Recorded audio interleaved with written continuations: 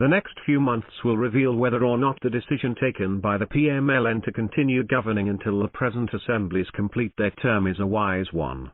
The PMLN-led coalition government feels that while it has successfully concluded the restoration of the suspended bailout package with the IMF after months of tough negotiations, it has had to pay a heavy political price for making some tough economic decisions, thus losing its majority in the Punjab Assembly.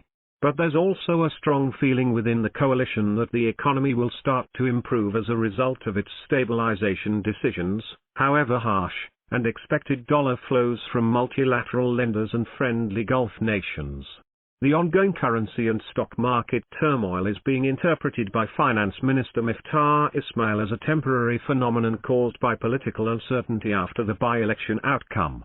To the coalition, therefore, it makes little sense to throw in the towel and concede to the demand of Imran Khan's PTI to quit and hold early elections.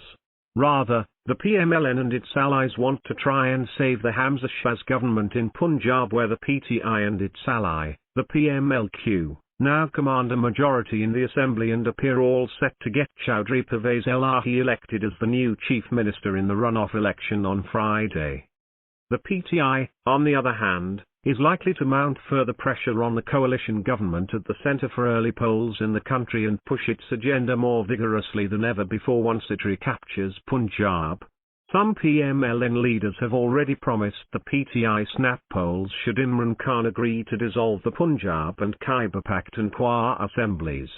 Whether or not he takes the bait to build up greater pressure on Islamabad is the question. Nonetheless, it is quite clear that the PTI isn't going to relent on its demand for fresh polls, and will keep the ruling coalition busy on the political front throughout the remainder of its tenure.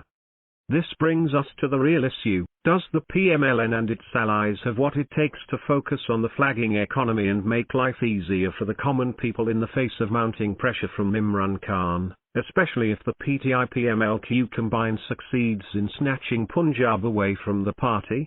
Politically, things are going to become more difficult for the PMLN in the days to come, particularly if it loses its stronghold to its rival, eventually distracting its focus away from the economy.